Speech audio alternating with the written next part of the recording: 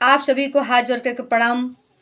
मैं जया भारा, जिला संत कबीर नगर से आज आप लोगों को बताना चाहती हूँ कि लोकतंत्र का जो बिगुल बज चुका है और इस लोकतंत्र के बिगुल में आप सबका स्वागत है, अभिनंदन है। आपके अंगुलियों में वो ताकत है, आपके मत में वो ताकत है।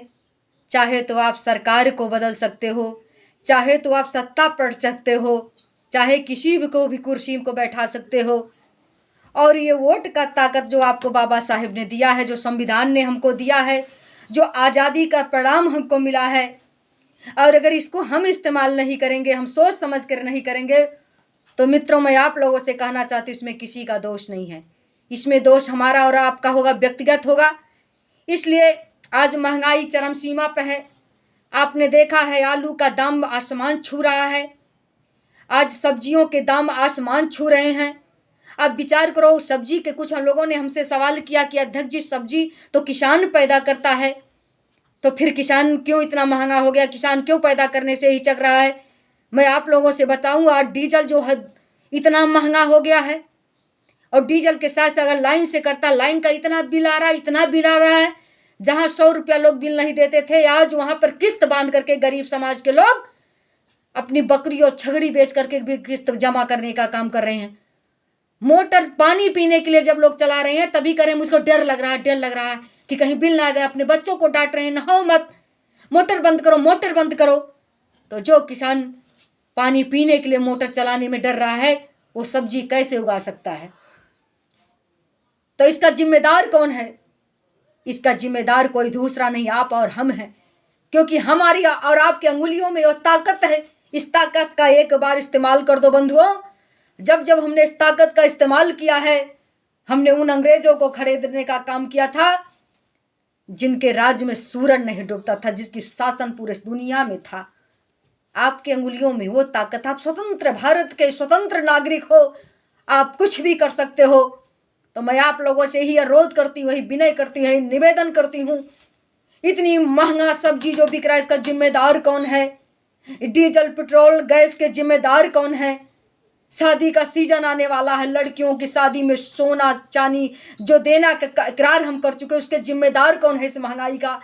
कहीं न कहीं इसका जिम्मेदार सत्ता पर बैठे हुए सत्ता के दलाल और कुर्सी के पे बैठे हुए कुर्सी के जो पहरेदार बनते, बल्कि देश के गद्दार, यही लोग हैं जिम्मेदार। और सबसे पहले इनके पहले आप हो। इसलिए कहते हैं कपड़ा, पान का पत्ता और सत्ता आप बदलना चाहिए। अगर नहीं बदलोगे तो पान के पत्ते को अगर बार बार नहीं बदलोगे तो सड़ जाएगा, और कपड़े को नहीं बदलोगे तो बदबू आने लगेगा, और सत्ता को नहीं बदलोगे तो निरंकुश हो जाएगा। इसलिए मैं बताऊंगा आप लोगों से, आज किसानों का गेहूं कटना चालू हो गया, और गेहूं आज 21 रुपया किलो, 20 रुपया किलो। गांव के बच्चे छोटे छोटे दिन में, हर किसान के बच्चे गरीब के बस्ते गेहूं बीन रहे हैं, और बीन करके ले जा रहे हैं बेचने के लिए। तो 19 रुपया, 19 रुपया का 1 किलो गेहूं का 1 किलो आलू नहीं खरीद पा रहा है, और अपना सामान सस्ता और उनका सामान महंगा। और हमने सुना है कि प्रधानमंत्री ने गेहूं खरीदने से रोक भी लगा दिया है। तो जब रोक लगा दिया, मंडी में बिकेगा नहीं, तो ये छुटकर व्यापारी हैं जो इसलिए खरीदने नहीं रहे, अगर खरीद भी रहे हैं तो औने पौने दाम से। तो मैं आप मित्रों, आप लोगों से ही कहना चाहती हूँ, देश के लोकतंत्र के सजग प्रहरियों, एक बार मेरी इस विनय को स्वीकार कर लो। हमारी क्या है बात बंधुओं, हम तो एक फकीर हैं, एक संत हैं। अगर राम राम कहेंगे, कहीं जाकर के एक भजन गा देंगे, तो भी नो रोटी नहीं घटेगा, तो भी कपड़ा नहीं घटेगा। ये भारत धार्मिक देश है।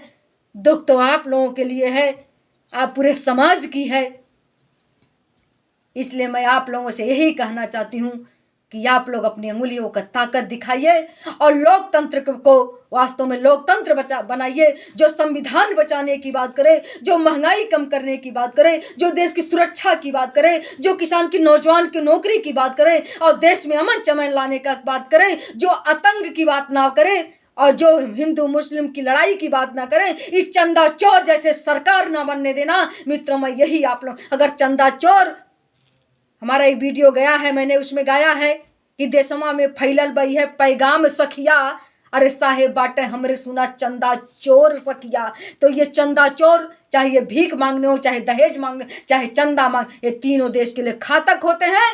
और इन घातक आज चंदा से जो सरकार बनने जा रही है कंपनियों से लेकर के, कि जो चंदा देगा उसका धंधा हम ज्यादा चलाएंगे, ऐसे लोगों को मुंह तोड़ जवाब देने का काम करना। मित्रों, मैं यही आप लोग से कहना चाहती हूँ, लोकतंत्र का बिगुल बच चुका है। आपकी अंगुलियों में ताकत है, आपके वोट में ताकत है, आपके मत में ताकत है। इस ताकत को इस्तेमाल कर देना, नहीं तो आने वाले भविष्य के करदार, आने वाला भविष्य के लोग पूछेंगे, अनेकों शिष्य बिलक कर पूछेंगे क्या चलेगी तेरी। अरे जिस लोकतंत्र को बाबा साहेब ने दिलाया था, उस लोकतंत्र कहाँ गई हमारी? क्या जवाब दोगे उन्हें?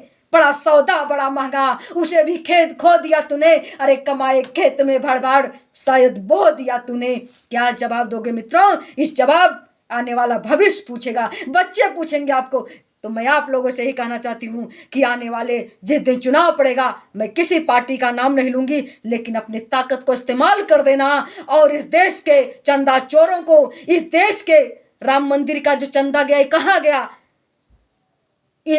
ऐसे लोगों से आपको हिसाब लेना है और इन लोगों को जवाब देना। मित्रों, सरकार ऐसे लोगों को चुनना जो हमारी और आपकी सुरक्षा करे। बाकी आप सब लोग समझदार हो। लोकतंत्र में सबसे बड़ा हमारा अधिकार वोट और मतदान। अपने मतदान का आप लोग सही प्रयोग करें, मैं यही कहना चाहती हूँ। मैं जया भारत आप लोगों से कहते हुए पूछना चाहती हूँ कि गलत कही कि सही कही, मेरे कमेंट पे आओ।